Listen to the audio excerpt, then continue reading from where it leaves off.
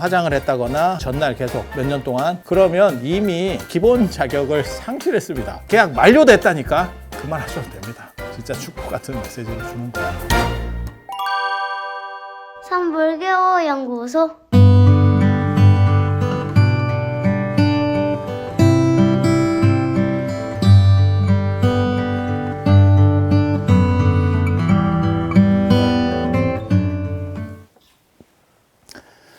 자, 안녕하세요. 오늘 제사와 관련된 간략한 이야기 해드리도록 하겠습니다. 저와 관련해서 제가 올린 제사 영상이 이리저리 합치면 한 1500만 회 정도의 조회수를 가지고 있거든요. 그래서 사람들이 제일 많이 보는 게 제 제사 영상인데, 저도 이제 저 말고 다른 분들은 제가 올린 영상들을 이렇게 보시면 그거는 이론적 근거하고 그 다음에 학문적 배경을 가지고 얘기를 하는 거예요. 그러니까 제 생각으로 얘기를 하는 게 아니고, 그런데 자꾸 어떤 분들이 계시냐면 이제 무속인이거나 안 그러면 다른 스님들이 그냥 뇌피셜로 그냥 생각나는 대로 얘기하면서 얘기를 해요. 그런데 그렇게 얘기할 거리는 아닙니다. 이거는 문화적 배경이 아주 튼실하고 나름의 특징들이 있어요. 그런데 불교하고 이게 유교라고 하는 두 가지, 그러니까 동아시아 문화하고 인도 문화라고 하는 두 가지가 완전히 논리적 층위가 달라요. 그러니까 이건 인도고 이거는 동아시아. 동아시아라고 쓰기는 하지만 사실은 핵심은 중국입니다. 근데 우리가 그냥 기분이가 나쁘기 때문에 제가 동아시아라고 쓰는 거예요. 우리까지 포함시켜서. 인도 같은 경우는 윤회론에 기반한 재생 논리예요. 자꾸 이제 생이 반복된다라고 하는 논리고, 여기는 동아시아 같은 경우는 지금으로부터 한 3200년에서 3300년 전에 그게 은나라의 시작입니다. 그러니까 원래는 상나라였다가 하은주 할 때 우리가 중국 황하 문명 할 때 은허의 발굴 이렇게 하거든요. 하남성 안양시입니다. 하남성 안양시 지금 현재. 그런데 그쪽으로 천도를 하는 거예요. 그러니까 은이라고 하는 데가 수도 이름입니다. 그거를 그렇게 천도했던 임금이 19대 반경이라고 하는 제예요. 제. 은나라 때는 제라고 쓰고, 그 다음에 주나라 때는 천자라고 쓰고, 진시황 이후부터 황제라는 표현이 나오기 때문에, 그래서 그 19대 반경이라고 하는 분이 매니즘, 지금 여러분이 아시는 동아시아의 제사 문화의 기원을 만듭니다. 그래서 그거를 애니미즘, 토테미즘, 샤머니즘과 더불어서 동아시아의 특징적인 것으로 매니즘이라고 해요. 그러니까 사람 숭배. 예, 사람 숭배. 예, 우리 제사 생각하시면 돼요. 조상 숭배. 예, 조상 숭배가 없느냐? 다 있죠. 어느 나라에든지 다 기본적인 건 있지만 우리 같은 식으로 하는 거는 전 세계에 없죠. 그래서 그런 얘기 하잖아요. 미국 사람 제사 안 지내도 잘 살던데. 맞아요. 맞아. 그걸 잘못됐다라고 얘기하는 건 아니에요. 그런데 이제 왜 동아시아에는 제사를 지내고 그들은 안 지내도 되는지 이런 얘기들을 좀 해드릴 거예요. 그리고 인도 같은 경우는 윤회론입니다. 그래서 다르게 가는 거예요. 여기는 죽은 뒤에 다른 걸로 환생을 한다라고 생각하는 거예요. 여기는 죽은 뒤에 그냥 눈에 안 보일 뿐이지 그냥 계속 갑니다.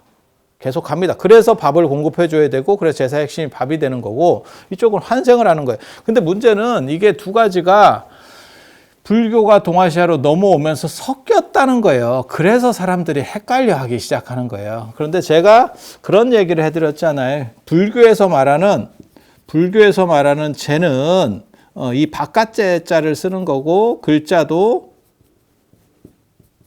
이렇게 쓰는 글자고, 그래서 이걸 제계라고 생각을 하면 되고, 우프사타라고 하는 거고, 제계라고 하면 되는 거고, 그 다음에 유교에서 말하는 제는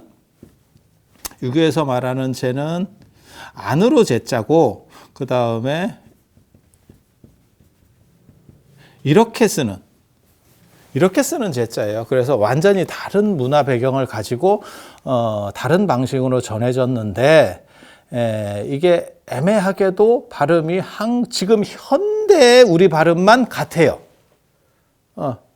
제가 전에도 말씀드렸지만 저 어렸을 때까지만 해도 이 발음이 달랐었어요. 이 발음은 죄 발음이 나는 발음이었고, 죄 발음이었었고 이 발음은 죄여서 헷갈리지 않았는데 지금은 이 발음이 헷갈리고 그 다음에 전통 문화에 대해서 잘 이해를 못하니까 그냥 같은 건가 봐 이렇게 생각을 하면서 혼란들이 부추겨지고 그 다음에 뭐 스님들이 또 뭐 여기서 뭐 별 얘기들을 다 하고 이러다 보니까 계속 헷갈려 하는 거예요. 근데 저는 유교적인 것도 제가 배웠고 제가 늘상 얘기하지만 저는 특수대학원은 취급하지 않습니다. 일반 대학원만 박사를 6개를 받았고 그 다음에 일반 논문은 취급하지 않습니다. 등재지만 제가 180편 우리나라 인문학자에서 1등입니다. 1등입니다. 그래서 저는 근거를 찾는 데 있어서 굉장히 빠삭해요. 그리고 저는 성대도 했었고 성대 유동학부를 했었고 거기서 유교로 강사까지 했었던 사람이에요. 그래서 유교에 대해서도 어느 정도 이상 충분히 압니다. 그리고 제가 유교 전공만 한 10년을 가르쳤고 그래서 양쪽을 다 알아서 이야기를 해주는 거예요. 그리고 이거 2개 다 아는 사람 별로 없어요. 그리고 또 뭐가 있냐면 유교하는 사람이 나와서 제사 얘기를 해줬으면 좋겠어요. 근데 유교가 사실은 거의 뭐 분해되다시피 해서 유교 쪽에서 말하는 사람이 아무도 없어요. 그러다 보니까 이 얘기가 섞여 있으니까 저희 같은 사람이 나와서 얘기를 해주는 겁니다. 그리고 가장 핵심적인 것만 얘기해 드릴게요. 유교에서는 뼈로 상속된다. 기운이 뼈로 상속된다라고 생각해요. 그래서 뼈가 핵심이기 때문에 화장을 하면 제사를 안 지내도 돼요. 화장하면 제사 안 지내도 돼요. 그래서 조선 왕조 내도록 화장하는 문화가 없습니다. 화장하는 사람은 전란 중에 죽었거나, 그러니까 신체가 크게 손상되거나 이런 사람만 화장했지 화장 자체를 안 해요. 요즘이나 진짜 화장을 하는 거지 조선시대 때 화장했다. 말 같지도 않은 겁니다. 조선시대 화장 자체가 없습니다. 여러분 그냥 상식적으로 생각해 보세요. 왜 없었겠나? 화장을 해도 그게 가능하다면 화장 문화가 왜 안 들어갔겠나? 왜 그 얘기를 하냐면 불교가 우리나라에 들어온 게 372년이에요. 372년, 고구려 382년, 그 다음에 백제 384년, 신라는 공인된 게 527년. 이렇게 얘기를 하는데 그러면 1000년 정도가 지났잖아요. 조선이 건국됐을 때가 1392년이니까 한 1000년 정도가 지났잖아요. 그리고 그게 불교 시대였었거든요. 그럼 불교 시대라는 얘기는 뭐냐면 화장이 상당히 일반화됐던 시절이라는 얘기예요.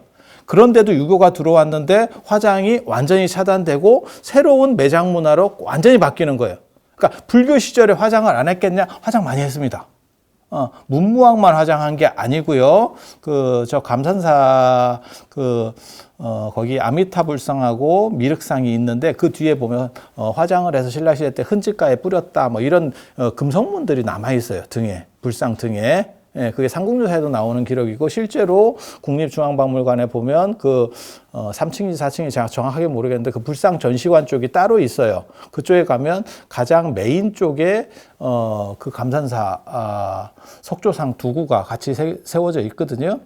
그 뒤편에 금성문으로 남아있어요. 그러니까 기록이 아니고 아예 금성문으로 남아있어요. 그래서 화장을 해서 흔지가에 뿌려서 흔지가 어딘지 정확히 잘 모르는데 저는 개인적으로는 그거를 이제 간포 아파트쯤으로 추정을 하는데 그런 식으로 화장하는 문화들이 계속 있었어서 그러니까 왕도 화장할 정도니까 문무왕 수중릉 얘기 나올 정도로 왕도 화장할 정도니까 상당 부분 화장 문화로 바뀌었죠. 근데 조선시대 때 양반들 화장했다는 얘기를 들어본 적이 없잖아. 우리가 그걸 다 알고 있잖아요. 그 얘기는 뭐냐? 화장을 못할 수밖에 없었던 중대한 이유가 있었다는 얘기예요. 그리고 자꾸 이런 얘기하면 뭐 제사 해가지고 무슨 화장하면 제사를 안 지내도 돼요. 이렇게 얘기하니까 뭐 DNA가 어쩌고저쩌고 그런 거 쓸데없는 소리입니다. 그런 과학 얘기를 하는 게 아니에요. 그들은 어떤 믿음을 가지고 있었는지에 대해서 논리 구조를 얘기하는 거지 지금 상황에서 그것이 뭐 맞다 틀리다 그 얘기를 하는 게 아니에요. 그들은 어떤 사고를 해서 그런 문화 전통을 가졌는가에 대해서 얘기를 하는 거예요. 그래서 인간의 가장 핵심을 중국 사람들도 뼈로 봤어요. 뼈로 봤어요. 이거 제일 단단하고 하니까.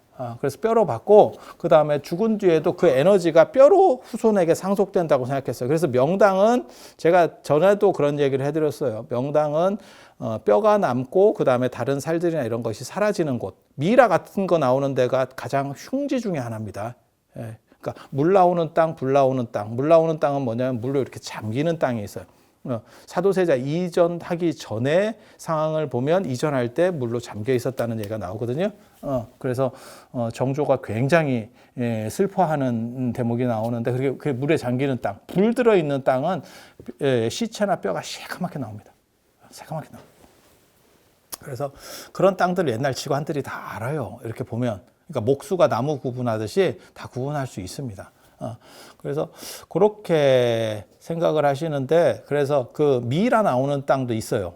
들어가면 미라가 되는 땅도 있어. 그런데 그런 땅이 제일 안 좋은 땅이고, 그다음 뼈만 잘 남는 땅, 그래서 뼈가 하얗게 이렇게. 그래서 그 뼈를 통해서 후손에게 기운이 상속된다라고 옛날 사람 생각해서. 그래서 그 뼈가 사라지면 기운의 단절이 이루어지기 때문에 앞사람과의 연결고리가 끊어진다고 생각했어요. 유교에서는. 맞냐 안 맞냐를 얘기하는 게 아니야. 맞냐 안 맞냐. 그들은 그렇게 생각했다는 거예요. 그래서 그들은 화장할 수가 없었던 거예요. 그래서 1000년 동안 불교 시절, 우리나라에서 372년에 불교가 들어와서 1392년에 조선이 들어설 때까지 한 1000년 정도 불교가 있으면서 그 문화를 굉장히 많이 바꿔놓은 거예요. 굉장히 많이 바꿔놨음에도 불구하고 이들은 양보할 수가 없었던 거야. 왜냐하면 문화 배경이 완전히 달랐기 때문에. 완전히 달랐기 때문에. 그래서 왜 그들은 그것을 양보하지 못했는가를 생각해야지, 오늘날의 관점에서 아니 그럼 무덤을 다 쓰면 어떻게 합니까? 그 얘기를 하는 게 아니에요. 무덤을 쓰자는 얘기가 아니고 왜 그들은 그런 선택을 할 수밖에 없었는가에 대해서 얘기하는 거고, 그래서 후손과 자식이 단절되면, 인도는 윤회론이기 때문에 내가 죽은 뒤에 내 업이 상속해서 또 다른 나로 연결이 돼요. 근데 동아시아의 전통 문화, 정확하게 말하면 유교입니다. 유교에서는 뭐라고 얘기하냐면 적선지가 필요여경, 적악지가 필요여왕. 많이 들어본 얘기예요. 그러니까 적선지가 필요여경, 그다음에 적불선지가 필요여왕이거든요. 그러니까는 선을 많이 쌓은 집에는 필이 남은 경사가 있어서 후손이 발복하고 에너지가 부모에서 자식으로 흘러간다는 뜻이에요. 이게 그 집안에서 흘러내린다는 뜻이에요. 적불선, 악을 많이 쌓은 집에는, 불선이니까 선하지 않은 것들을 많이 쌓은 집에는 그 후손이 발복하지 못한다는 거예요. 그게 조상의 음덕이다라고 얘기하는 거예요. 일반인들이 흔히 얘기할 때 조상의 음덕이 있어서라고 하는 게 그거예요. 그러니까 집단이 이렇게 흘러내려가는 거예요. 그거를 우리라고 하고 식구라고 개념을 하는 겁니다. 논리구조가 그렇게 가는 거예요. 그리고 그 연결고리를 죽은 사람하고 어떻게 연결이 됩니까? 그거를 뼈로 연결된다고 생각해서 그걸 명당을 쓰면 후손이 발복한다라고 얘기하는 거예요. 그래서 화장을 하고 명당을 쓰면 효과가 있습니까? 끊어졌다고 생각합니다. 끊어졌다고 생각합니다. 그래서 화장을 해버리면 사실은 제사를 안 지내도 된다라고 하는 논리적 배경을 알 수 있는 거예요. 그러니까 제가 얘기해 드리려고 하는 거는, 제사가 힘들어 하시는 분들이 있어. 그러면 이미 우리 집은 화장했어요. 그러면 훨씬 자유로워질 수 있다라고 말씀을 드리는 거예요. 꼭 하지 마라가 아니고 하고 싶은 사람은 해. 그런데 이 논리 구조에서 이미 당신은 끊어져 있기 때문에 더 이상 거기에 얽매일 필요 없습니다라고 얘기하는 거예요. 그러니까 유연성이 생긴다는 뜻이죠. 당신은 이미 논리 구조가 어긋났기 때문에 이 논리 구조, 그러니까 제사라는 논리 구조가 있고 그 다음에 매장이라는 논리 구조가 동시에 작동을 하는 건데, 하나가 깨졌기 때문에, 필요 조건 중에서 하나가 깨졌기 때문에 이게 성립이 안 돼요.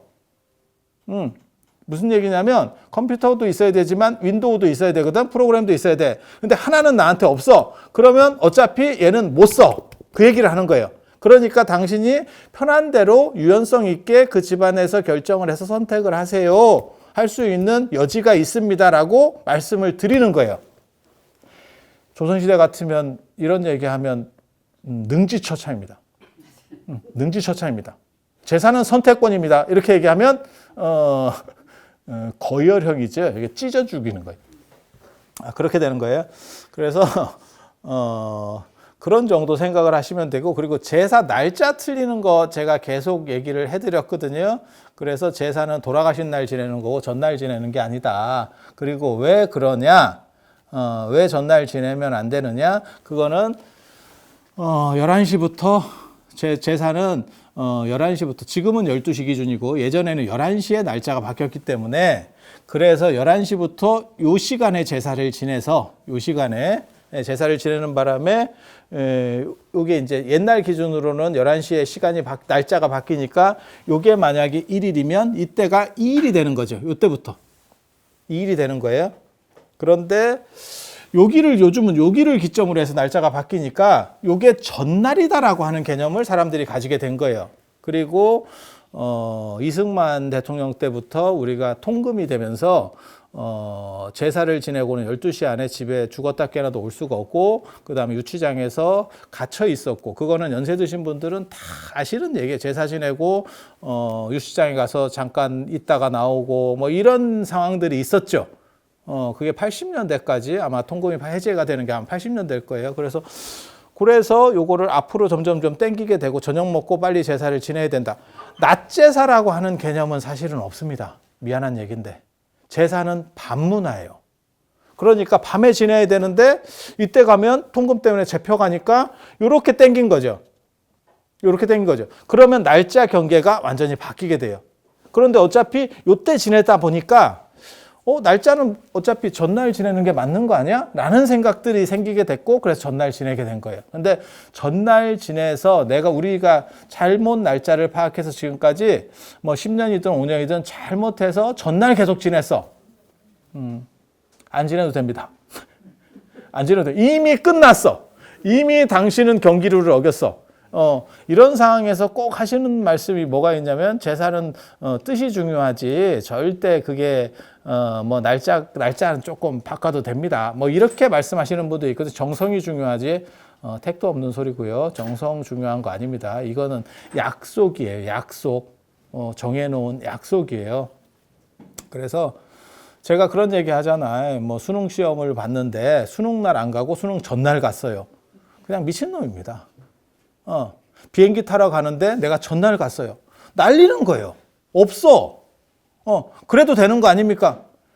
야, 그거는 네가 마음이 중요한 거에서 100% 작용하는 거는 내 마음 안에 있을 때만 작동하는 거예요.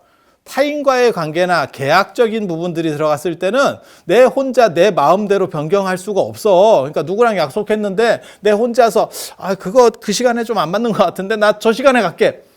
그런 사람을 미친놈이라고 하는 겁니다. 그러니까 이거는 약속 관계예요. 그리고 지금은 지 혼자 제사를 지내지, 지네 집만 제사를 지내니까 이런 헛소리를 하는데 대가족 사회예요. 예전에 대가족 사회에서는 집안 관련된 사람이 그 제사 때문에 다 와. 그런데 내가 날짜를 바꿔. 그러면서 뭐라고 얘기하냐면 마음이 중요하니까 내가 날짜를 바꿔서 나는 어제 지내고 끝냈습니다. 그런 식 상황이 벌어졌을 때 다른 참석자들이 뭐라고 할 것 같아요? 그냥 또라이입니다. 저게 사람인가? 이렇게 했을 거예요. 아니, 그거 100%입니다. 그러니까, 기본을 몰라도 너무 몰라. 그리고 뭐라고 얘기하냐면 또 뭐라고 얘기하시는 분들이 있냐면, 태초에 이런 게 있었습니까? 굳이 이거를 뭐 꼭 이렇게 규정한 대로 해야 됩니까? 규정한 대로 안 해도 되지. 그럼 태초에는 뭐는 있었냐? 옷은 입었냐? 그럼 너 옷 벗고 다닐래? 다 사람들이 규정해서 만들어내는 룰들이에요. 그러니까 문화라니까, 문화. 우리가 허리 굽혀서 인사하는 건 태초에 있었겠어? 그럼 인사를 안 해도 돼. 왜? 태초부터 있었습니까? 하면 이 세상에 존재할 수 있는 게 아무것도 없어. 그럼 결혼은 뭐 태초부터 있었어? 그럼 결혼하지 말고 계속 나는 바람 피고 다니고 관계없는 거예요. 왜? 태초부터 있었습니까? 그거를 경찰서에서 시전하면 깜빵입니다. 그렇게 되는 게 아니에요. 그러니까 이런 거는 굉장히 무식한 논리 구조예요. 그래서 그건 안 되는 거고, 기본적으로 이 두 가지의 문제가 존재한다면, 하나는 화장을 했다거나, 하나는 헛제사를 지낸 거예요. 전날 계속 몇 년 동안. 그러면 이미 기본 자격을 상실했습니다. 그렇기 때문에 그거를 계속 유지 안 해도 큰 문제는 없어. 지금 당장 끊는 게 아니고 나는 미필적 고인데 내가 얼빙해서 전날 계속 지내는 바람에 이미 계약 관계가 끝났다니까. 계약 만료됐다니까. 그러니까 뭐가 있냐면 은행 같은 데서도 그거 있잖아요.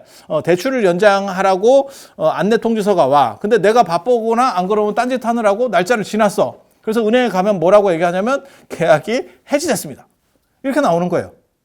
해지되면 어떻게 해야 되냐면 다시 시작하는 거예요. 다시 시작해야 되는 거야.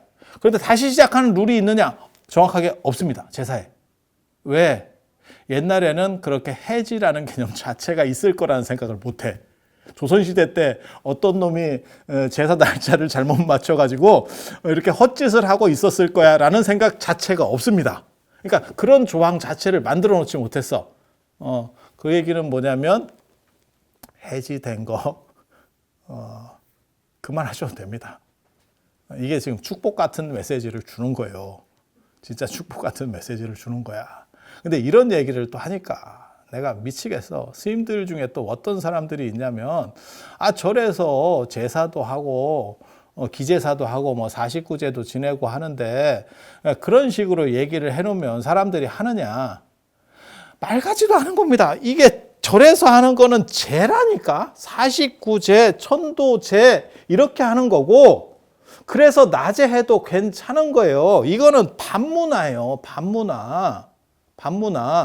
그래서 기제사하고 49제, 천도제 이런 거는 완전히 다른 거예요. 이게 같은 급이 아니라니까. 이런 걸 보고 조금 유식한 말 논리적 층위가 다르다는 거예요. 그러니까 태권도 구단하고 바둑 구단하고 싸웠어요. 이런 거예요. 미친놈이요. 싸움이 안 됩니다. 그런데 발음 하나 똑같은 거를 그것도 한글도 틀린데 한글 발음만 같은 걸 가지고 눈가라고 눈싸움하고 똑같다고 생각하는 거야. 이 사람은 그냥 바보입니다. 제가 보기에는 이거는 좀 떨어지는 거예요. 굉장히 떨어지는 거예요. 그래서 이게 도대체 이게 무슨 사람인지 뭔지 싶을 정도로 이거 완전히 다른 거예요. 이건 난문하고 이거는 낮에 해도 무방한 거고 그 다음에 내 몸과 마음가짐을 바로 하는 거예요. 재개하는 거고 이거는 정확하게는 반문합니다. 반문합니다. 그래서 완전히 다른 거라서 49제, 천도제 관계 없습니다. 이건 지금 기제사를 얘기하는 거예요. 기제사를 얘기하는 거예요. 그래서 거기 발음 똑같다고 거기에 혼란돼요 라고 하는 거는 그거는 일말의 가능성도 없는 얘기입니다. 그리고 그러면 왜 절에서 기제사를 지내게 되느냐? 아까 얘기했잖아요. 1000년 동안 불교 시절이 있었다고. 그때 귀족들이 의탁을 해요. 절에다가 네가 제사 좀 지내주면 안 되겠니? 이렇게. 왜냐하면 그 사람은 불교를 믿고 있기 때문에. 그런데 되게 재밌거든요.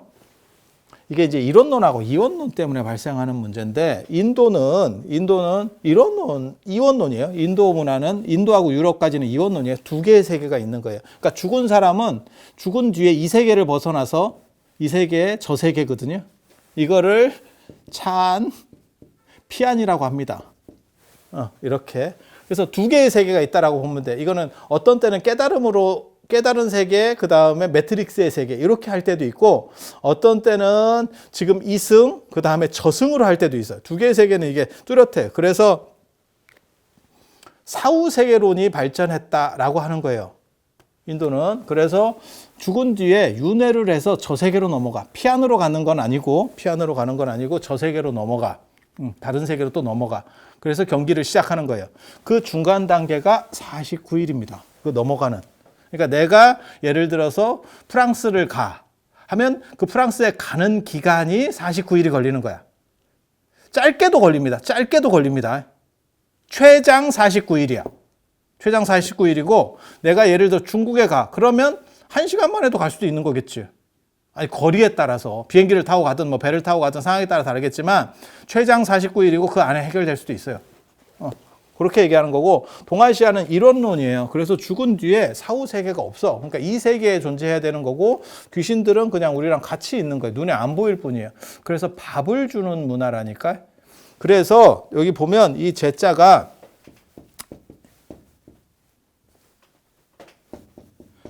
이게 보일 시자인데 이거는 언제나 신이나 귀신 이런 거와 관련될 때 많이 나옵니다.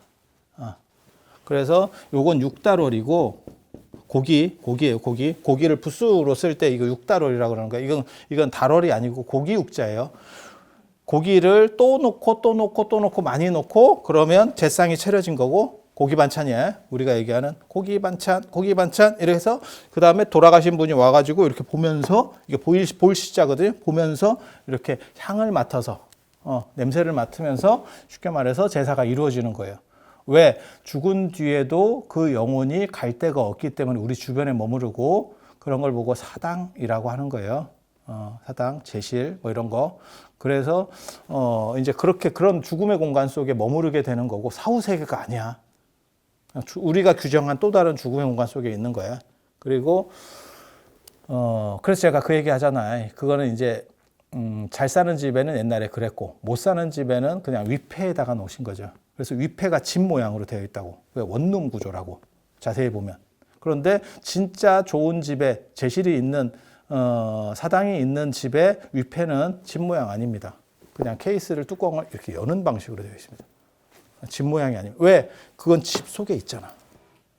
우리는 쩔이기 때문에 그 사당이 없으니까 집 모양을 만들어서 거기 안에다가 모시는 거고. 이해가 됩니까?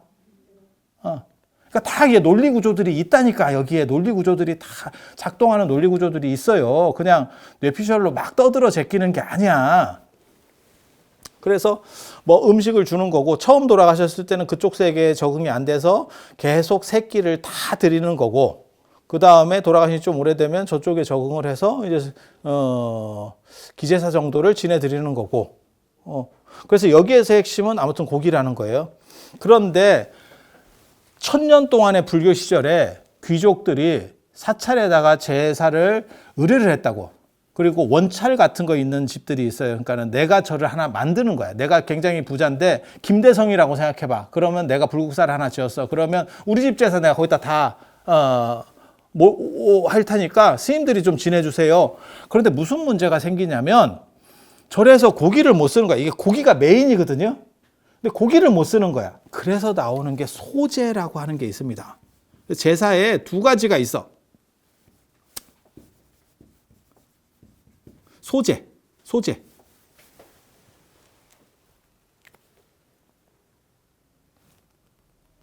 육제하고 소제가 있는 거예요. 육제하고 소제. 그러니까 유교적 제를 위탁을 받았는데 불교식으로 변형시키는 제. 어떤 제냐면 예상되시겠지만 풀만 올라가는 제입니다. 풀제입니다. 풀제. 네, 풀제. 이해가 되시죠?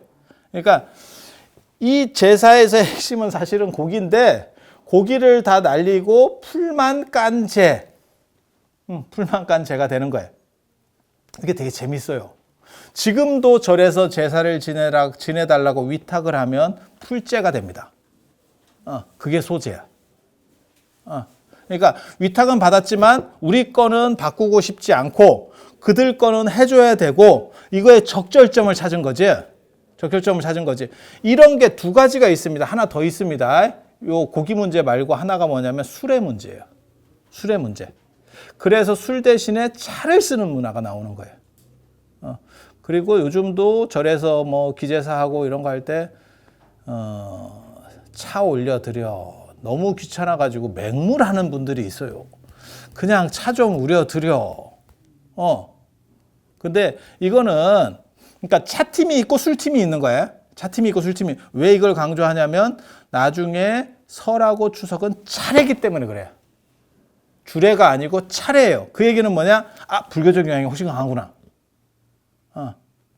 그러니까 금지식이 있다고. 종교마다 금지식이 있다고. 동아시아 같은 경우는 주육문을 양무제가 선포하면서부터 불교는 고기하고 술을 못 먹어요. 그렇게 일반적으로 규정이 돼 있어요. 그러니까 먹는 사람은 약간 떨어지는 걸로 돼요. 이 얘기는 뭐냐면 양무제 이전에는 먹었다는 얘기예요. 바꿔 말하면 먹었다는 얘기야. 그 전에는 먹는 사람 비율이 훨씬 많았을 겁니다. 그런데 양무제가 그걸 정책 차원에서 쉽게 말해서 먹는 놈들 다 조져버리겠다라고 나오니까 문화가 바뀌어버리는 거죠. 이해가 되죠. 그리고 그게 주류가 되고 지금도 먹는 사람이 있어요. 먹는 사람은 숨어서 먹는 거죠. 쉽게 말해서 떳떳하지 못한 상황이 벌어지는 거죠. 이해가 되시죠? 그렇게 가는 거예요. 그래서 술 중심이냐 차 중심이냐 굉장히 중요한 거예요. 그거는 각 나라의 종교 음식이라고 하는 거는 각 종교에서의 그 종교 음식은 특징이 있어요. 그래서 이슬람에서도 술을 못 먹게 하니까 이슬람에서 커피가 발전하는 거거든요. 그게 유럽으로 넘어가서 카페가 되고 그 다음에 에스프레소가 이태리 유럽 사람들은 요즘은 뭐 그렇게까지는 하지 않는데 불과 2000년대 초반 제가 그런 얘기 하잖아요. 2000년대 초반에 제가 유럽에 갔을 때 아메리카노가 없었습니다. 그냥 커피 하면 에스프레소예요. 커피 이꼬르 에스프레소. 그리고 유럽 사람들은 아메리카노를 구정물이라고 불렀어요. 저게 커피냐? 이렇게. 아마 비슷했을 거예요. 뭐하고 비슷하냐면 우리 전통 소주 먹는 사람, 안동 소주 같이 뭐 35도짜리 이런 거를 몽고 때 그게 들어오는 술이거든요. 조선시대 때 소주 하면 다 그런 소주였었어요. 그런 거 먹던 사람한테 지금 여러분들이 먹는 희석식 소주, 뭐 16도짜리 주면 야, 이게 무슨 술에다 물 타가지고 이게 장난해? 이게 소주냐? 어디 맹물 같은 걸 이런 얘기를 했을 거예요. 비슷한 상황이 벌어지는 거예요. 그래서 이슬람 같은 경우는 돼지고기를 안 먹고 돼지고기 금지시키고 그 다음에 술 금지시켜 버렸잖아요. 무하마드가 이런 거 얘기할 때 또 약간 똘틱한 사람들이 그렇게 하면 태초부터 그랬습니까? 이런 거 좀 하지 마. 그냥 그렇게 했대. 무하마드가 했대. 거기서 시작해. 그러니까 그게 대체적으로 뭐가 되냐면 돼지고기 말고 다른 게 나오게 되는 거고 그 다음에 여기서는 커피가 유행할 수밖에 없는 상황이 벌어지는 거예요. 동아시아도 마찬가지예요. 단주육문, 양무제의 단주육문 이후부터 술 대신에 차가 불교의 문화로서 정착이 되는 겁니다. 그래서 술과 고기가 술 플러스 고기가 육제, 이 육제의 핵심이고 육제의 핵심, 유교 제사의 핵심이고 불교는 이게 차고 풀입니다. 소재. 그래서 저렇게 변형됐다더라. 하지만 변형됐어도 이거는 사실은 원래 불교 게 아니라더라. 불교는 재는 없고 재만 있었기 때문에. 불교가 거기에 맞춰서 변형을 시켜줬지만 그건 원래 불교 상품이 아니라더라. 라는 정도 기억하셔야 돼요. 그리고 제가 그 얘기 해드렸잖아요. 차를 쓰고 술을 안 쓰는데도 불구하고 술을 쓰는 놈들도 불교 안에 있었어. 그 유풍이 지금까지 남은 게 경주 법주요. 법주. 거기서 법은 이게 사찰 불교라는 뜻이에요. 절에서 쓰던 술이라는 거예요. 절에서 쓰던 술. 그래서 불교가 지금같이 단일한 이런 어떤 흐름이 있었던 게 아니고 각 종파마다 다르고 예전에 각 집단마다 달라. 그러다 보니까 술 쓰는 놈들도 있었던 거예요. 그리고 경주는 원래 불교가 발전해 있었기 때문에 그런 계통으로 해서 계속 절에서 쓰는 술로서 내려왔겠지. 그게 어떻게 보면 천주교의 미사주처럼 나름의 독특한 풍미를 가지는 방식으로 발전했을 거야. 그게 경주법주야. 지금은 절에서는 그게 그렇게 안 되고 저게 이제 뭐 교동법주 뭐 이래가지고 저 교동에서 이렇게 하지만 원래는 그게 그런 의미라고 보시면 돼요. 또 이렇게 얘기하면 절에서 술을 써도 됩니까? 그런 놈도 있었다고. 별놈이 다 있는 거니까. 그래서 이런 차이들을 가진다라고 보시면 되고 설 추석에 하는 거는 차례입니다. 차례. 차가 앞대가리에 나온다는 얘기는 불교구나. 그래서 설의 차례는 밤 문화가 아니에요. 밤에 차례 지내는 놈 있어요? 없어. 아무도 없어. 그거 아침에 지내죠. 아침에. 그러니까 의미가 다르구나라는 걸 이해하면 정답입니다. 그거나 똑같은 거 아닙니까? 야, 이거는 발음이나 똑같지. 차례하고 젠장 제사는 완전히 발음부터 다르잖아. 근데 왜 자꾸 비슷하게 합니까? 2000년을 섞여 있었어. 내가 얘기하잖아. 원래 갤럭시하고 애플의 아이폰이 달라. 근데 지금 점점 비슷해가지고 이게 뭐 그냥 그런 거지. 왜? 서로 좋은 걸 서로 뺏기거든. 그런데 끝까지 유교에서 안 놓으려고 했었던 거는 화장 놓을 수 없습니다. 자기네 뭔가가 있다니까? 가장 근본적인 거는 못 바꿔요. 그러니까 요거는 조금 우리가 타협해서 양보할 수도 있는데 이거는 죽었다 깨나도 타협 못 합니다가 있어. 그게 유교의 화장. 타협이 가능하면 화장하는 놈이 조선에도 있었겠지. 예. 사고사 아니면 화장 불가입니다. 화장. 그 다음에 술, 고기, 밤.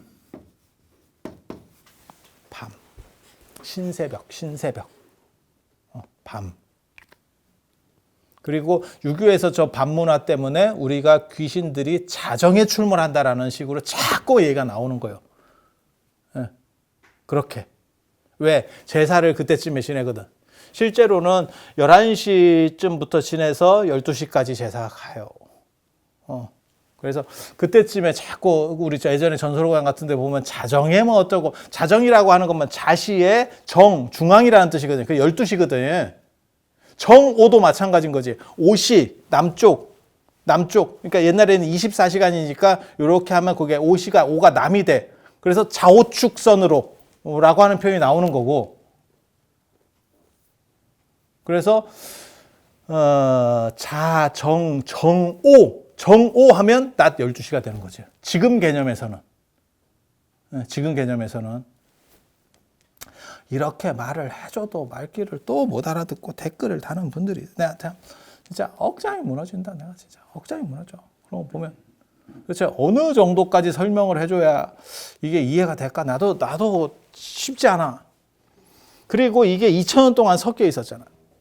그러니까 차례는 말 그대로 차례를 놓고 예를 하는 거예요. 그러니까 정해진 게 없어, 이게. 그래서 내가 추모 묵념과 같은 거다. 차례는 훨씬 제사는 그날 해야 된다는 생일 개념이에요. 생일 개념. 제가 계속 얘기하잖아. 살았을 때는 산자와 죽은 자의 예를 동아시아 사람들은 똑같이 놨다. 그래서 산 사람에게는 생일이 있고, 그 다음에 죽은 자에게는 기일이 있고, 산 사람에게 100일이 있고, 그 다음에 죽은 자에게도 100일이 있고, 백제라는 게 있어요.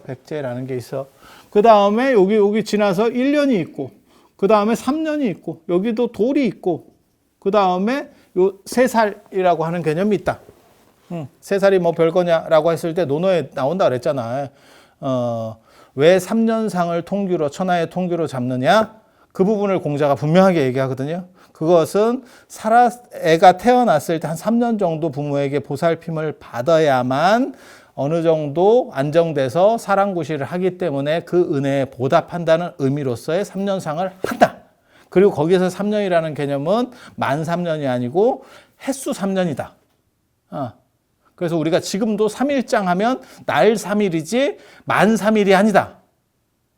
그래서 재수 없을 때는 어떤 경우가 있냐면 초상집에 가야 되는데 밤에 돌아가셔가지고 하루가 벌써 갔고 그 다음날 아니면 이게 그다가 발인은 또 새벽에 하거든요. 아침에 일찍 하잖아. 대부분. 그러면 이거 참석이 되냐? 이렇게 되죠. 그러면 그 집에서 유도리 있게 해준다고 이제 4일장을 해줘. 그 집에 또 인지를 하는 거지. 이게 사람들이 도저히 올 수가 없다. 이 상황에서는 우리가 올 수가 없다. 그럼 4일장. 4일장은 안 됩니다. 5일장입니다. 3일장 다음에는 5일장입니다. 그렇게 늘리는 거 아닙니다. 이게 다 룰이 있습니다. 장례는 홀수로 갑니다. 보통 죽은 사람과 관련해서는 짝수로 가거든요. 짝수로 가는데, 그러니까 제가 얘기했잖아요. 산 사람에게는 한 번 절하거나 3번 절하거나 이런 식으로 홀수로 가는 거고, 죽은 사람에게는 2번 절하거나 4번 절하는 걸로 간다고. 이게 음양론 때문에 나오는 현상인데 실제로는 이 초상과 관련해서는 이게 또 홀수로 갑니다. 그래서 3일장, 5일장, 7일장, 9일장 이렇게 가는 거지 중간에 짝수로 가는 거 아닙니다. 그리고 이게 초상 이러니까 이게 또 재밌어. 이게 처음 초자거든요. 초상할 때 상당했다, 상당했다. 네, 초상. 그래서 어떤 사람이 또 그러더라고요. 사람이 처음 죽지, 씨, 그럼 뭐 여러 번 죽었냐? 뭐 재상 있냐? 재혼은 있어도 재상 있냐? 아, 그 말도 맞지. 2번 죽진 않잖아. 아, 예수 있네, 예수. 예수는 부활했으면 또 죽어. 아, 그도 뭐 하늘로 놀러 갔대잖아. 그러니까 재상은 아니지. 근데 이게 초상이 처음 처음 상례라는 뜻이 아니고 초혼 이런 뜻이 아니고 우리가 초혼 재혼할 때 그 초혼이 아니고 장례가 시작됐다는 뜻이에요. 장기가 기니까 옛날에는 3년 탈상이잖아. 이제 경기 시작 이런 뜻이에요. 끝날 때까지는 한참 남았고 그게 이제 탈상이지. 근데 요즘은 탈상이 겁나 짧아졌거든. 예전에는 3년 탈상인데 지금은 뭐 사무제 끝나고도 탈상. 아니 맞잖아. 뭐 이런 식으로다가 처리를 해버리니까 이 개념에 혼돈이 있는 거예요. 그러니까 시작이라는 의미라고 보시면 돼요. 그래서 그냥 이거는 그냥 많이 쓰이는 용어지만 상식적으로 조금 모를 수 있어서 그냥 말씀을 해드리는 거고. 그래서 여기를 산자하고 죽은 자를 정확하게 일치시켰다고. 그런데 불교가 들어오면서 판이 흔들리기 시작하는 거야. 동아시아가 불교 영향을 1000년 정도를 그냥 아주 그냥 그게 완전한 영향을 받게 되는 거거든요. 그래서 그거를 서양 사람들이나 이런 사람들이 뭐라고 체계 규정을 하냐면 불교의 동양정복, 중국정복이라고 말합니다. 그냥 정확하게 말하면 불교의 중국정복. 그래서 한 1000년 정도 지배 이데올로기가 되는 거야.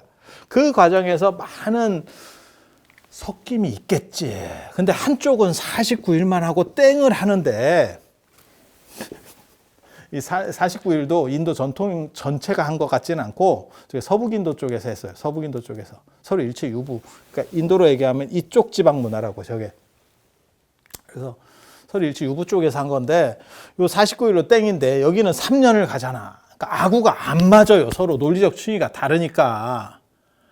그러면 이거는 재고, 49제 천도제는 재고, 유교는 재니까 서로 다르게 완전히 하면 되는 거 아닙니까? 해달라고 한다니까. 그리고 불교가 완전히 유교를 덮고 그 위에 올라앉아 있기 때문에 이 수요를 배제할 수가 없어요. 이 요청들이 있는데 요즘으로 말하면 이런 얘기가 되는지 모르겠다. 이거 굉장히 위험한 얘기일 수도 있는데 수요도 있고 그건 바꿔 말하면 돈이 있지. 돈이 되지. 근데 그 사업을 굳이 마다할 필요가 있을까가 이제 되는 거지. 사람들이 요청이 있는데. 이해가 돼? 그러니까 삼성이 무슨 뭐만 하고 이렇게 하고 있지만 뭔가 새로운 뭐가 있어서 거기가 돈이 굉장히 많이 되는 사업이야. 요즘으로 말하면 4차 산업이 뜨면서 뭐가 있냐면 뭐 인공지능도 있고 뭐 빅데이터도 있지만 뭐가 뜨냐면 바이오가 뜨거든요. 그러니까 삼성도 바이오 쪽으로 지금 달려가기 시작하거든. 네, 그쪽 그 시가총액이 엄청나지. 네. 그런 거 생각하시면 돼. 그리고 불교는 포교 입장에서도 그걸 포기할 수가 없었어. 그게 그 사람들에게 먹히는데 그러면서 불교를 살살살 넣으면 되는데 그런데 처음에는 이게 불일치가 굉장히 오래 갔던 것 같아. 왜 네가 그걸 아느냐? 당나라 때가 돼야 드디어 시황이라는 개념이 완성되면서 이것을 일치시키려고 하고 있기 때문에. 시황이라는 게 열명입니다. 10대 왕인데 10왕을 우리 발음으로 계속 하다 보면 시왕이에요. 그래서 시왕으로 아예 명칭이 변경됐어. 시왕이 표준어입니다. 10왕이 아니고 시왕. 저런 경우가 어디 있냐면 사방, 팔방, 시방. 시방도 그렇게 해요. 그렇게 해서 이런 차이들이 존재한다라고 보면 되고 요 10명, 이 10명과 관련해서 명칭을 갖다 붙이는 거예요. 뭐라고 붙이냐면 이게 49일 중에서 7일, 14일, 21일. 이 명칭을 얘기하려고 하는 건 아니에요. 이건 요 시황과 관련해서는 제가 엄청난 전문가입니다. 제 박사 논문이 이 시황과 관련된 얘기를 다루고 있기 때문에 전에 이런 얘기를 해줬었어. 우리가 이 두꺼운 걸로 그런 얘기들을 해줍니다. 이게 언제 성립이 돼서 어떤 식으로다가 발전했는지 뭐 이런 얘기를 다 해줍니다. 그리고 유튜브에서도 그런 얘기를 옛날에 했었어. 그래서 요번에는 그런 얘기를 하려고 하는 건 아니고 21일, 47에 28, 57에 35? 맞지? 맞잖아. 57에 35. 그리고 이게 그 유명한 염라대왕. 57에 35, 67에 42. 77에 49. 이걸로 끝 하는 게 아니고 중국 거를 넣어서 요 8번에 백제, 그 다음에 9번에 이제 9번에 소상 1년, 그 다음에 요게 대상 3년. 이렇게 해서 어거지로 비틀어서 만들어요. 어디서? 중국 사천성에서, 그 유명한 사천성, 사천 짜장 나오는 그 사천. 4개의 물줄기가 흐른다 그래. 사천이야. 4개의 물줄기가 흐른다 그래. 사천. 그렇게 해서 만들어서 요거를 이렇게 비틀어 놨다고. 요것 때문에 더 헷갈리기 시작하는 거예요. 왜? 처음에는 이게 우리가 지금 최근에 발음이 똑같아진 거지, 원래는 발음도 완전히 다르고 의식도 완전히 달랐던 거예요. 그리고 중국 발음 당연히 다 다릅니다. 그래서 혼돈이 없었는데 요거를 연결시켜서 상품화 시키는 거지. 그러니까 문어발로 약간 뻗어 나가기 시작하는 거예요. 삼성이 원래는 반도체를 만들기만 했는데 이제 팹리스 주문 받은 것도 이제 만들어 줄까? 이제 조금씩 이렇게 가는 거지. 왜냐면 그쪽 시장이 커지니까. 그렇게 해서 한꺼번에 그것까지 다 한다고 생각하시면 돼. 나중에. 그러면 이제 모르는 사람들은, 전문 지식이 없는 사람들은 약간씩 더 혼란스럽게 되죠. 저래서 49일 만에 윤회한다는데 무슨 백제도 지내고 무슨 1년도 지내고 3년도 지내요? 헷갈리게 되는 거지. 저한테 기가 막히는 사람이, 기가 막힌 게 아니고 제가 이 사후세계만 아는 건 아니거든요. 유교하고 불교만 아는 게 아니고 도교적인 부분도 알고 실합적인 부분도 알고 대부분의 사후세계관을 다 이렇게 정리해서, 그다음에 무속적인 것도 알아요. 그렇게 해서 이런저런 얘기를 하는데 누가 저한테 그러더라고. 그래서 답이 뭡니까? 둘 중에 어느 게 맞습니까를 물어보는 거야. 어느 게 맞습니까? 이게 되게 재밌는 게 인식론하고 관련돼요. 사실 사후세계는. 그러니까 뭐가 똑같은 거냐면 동아시아에는 허리를 굽혀서 인사하잖아요. 그리고 뭐 미국 사람은 예를 들어서 뭐 악수를 가지고 인사를 해. 그 다음에 동남아나 인도 사람은 합장을 가지고 인사를 해. 각 인사는 맞지만 다 다르지. 다 다르지. 그런데 그들은 그 문화권 안에서는 그거를 인사라고 받아들여. 사후세계관도 비슷해요. 정답이 있느냐? 정답이 없어요. 내가 죽고 나서 그렇게 인식하면 그렇게 돼. 이게 굉장히 재밌는 얘기인데. 그러니까 뭐하고 똑같은 거냐면 지금 현대 사회에서는 우리가 그렇게 생각하시면 돼. 이게 지금 혼재되어 있는데 뭐 생각하시면 되냐면, 야, 맛있는 거 먹으러 가자 라고 내가 발의를 하는 거야. 그러면 어떤 사람은 중식, 어떤 사람은 이태리, 어떤 사람은 프랑스, 어떤 사람은 일식, 이렇게 생각할 수 있는 거야. 한식이 없으면 서운하니까 한식. 이렇게 하면 이제 조금 약간 문화적으로 우리 걸 안 넣으면 조금 그래 보이니까 사실 한식이 뭐 이런 요리에 대표될 수는 없거든요. 같은 레벨은 아닙니다. 세계적으로 봤을 때. 요 앞에 네 나라는 전 세계의 모든 음식이 다 깔려 있죠. 한식이 다 깔려 있는, 사실 그건 아니지만 아무튼 우리는 그래도 우리 거니까 50% 먹고 들어가는 차원에서 한식, 이렇게 다 생각을 따로 할 수 있죠. 그게 뭐 틀린 거는 아무것도 없잖아. 그 사람들 중에서 뭐 누가 틀렸겠어? 그런 식으로 작동한다고 보시면 돼요. 그래서 어떤 거는 딱 맞고 어떤 것은 안 맞느냐?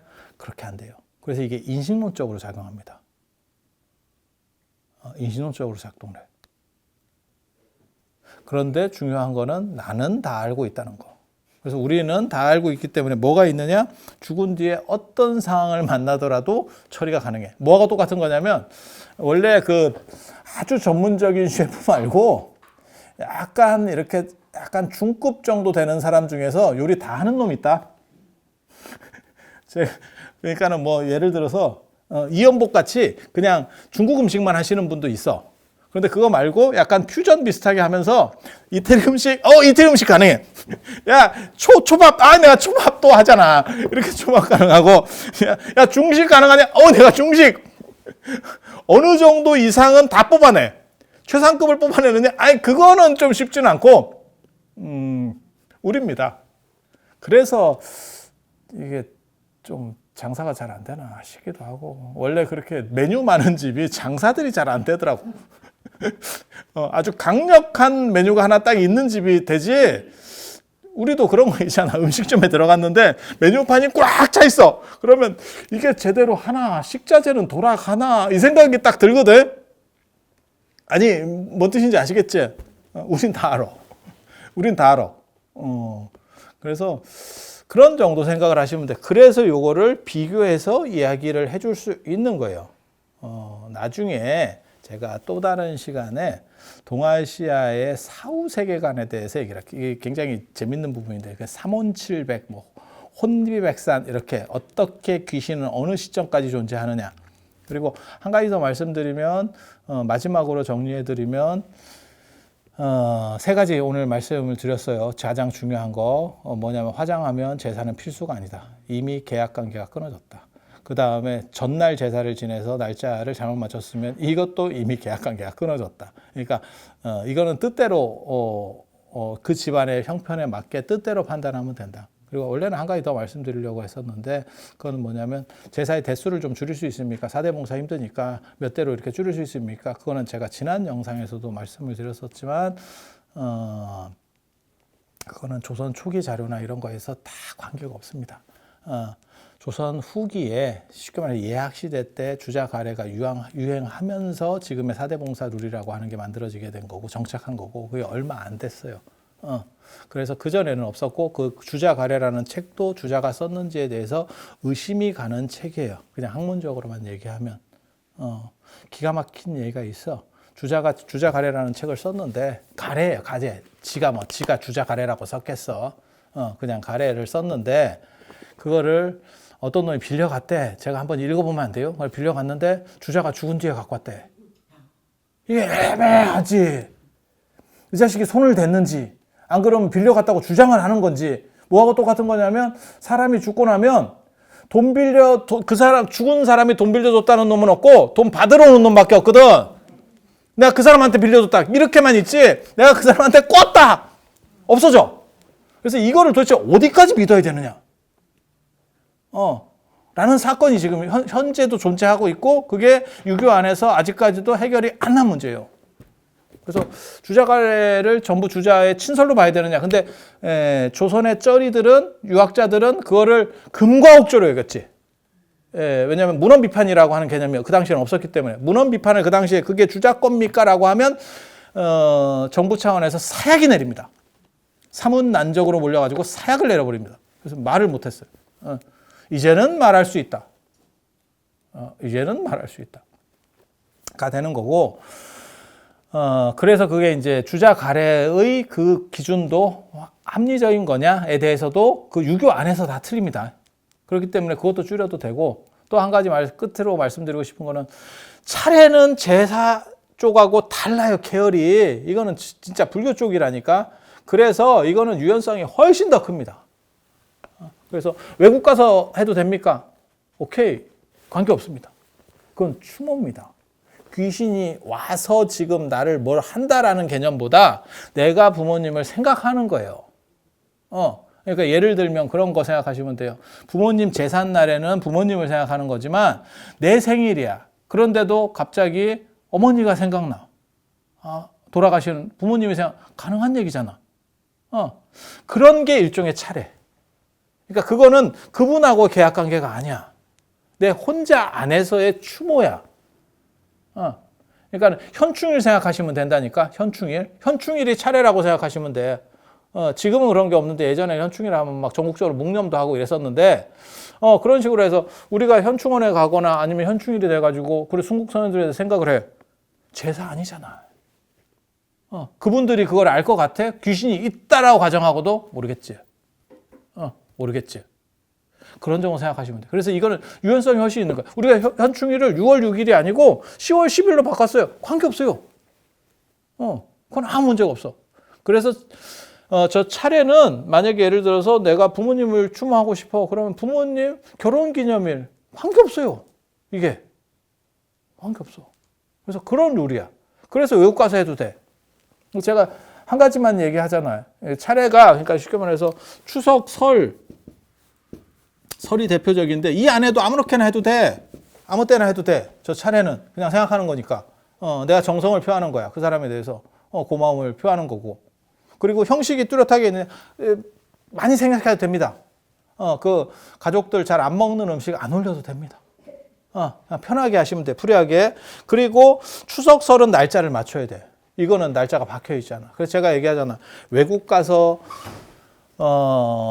추석, 설 차례는 가능한데 날짜 경계선은 넘어가지 마라. 날짜 경계선 넘어가지 마라.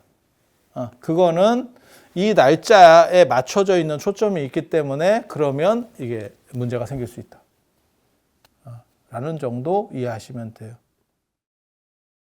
오늘은 여기까지 말씀을 드리고 나중에 또 기회가 있으면 제가 동아시아의 귀신 이야기, 어떻게 이 사람들은 귀신을 받고 그 다음에 왜 이들은 이런 행동을 할 수밖에 없었는지, 그리고 굉장히 재밌는 거 끝까지 유교적 본질은 지키려고 했었다. 1000년 동안 변형됐음에도 지키려고 했었다. 그리고 불교는 지금도 재밌게도 기제사는 지내주지만 불교식으로 변형된 소제를 지낸다더라. 라는 정도 이해하시면 되겠습니다. 자, 들어서 감사합니다.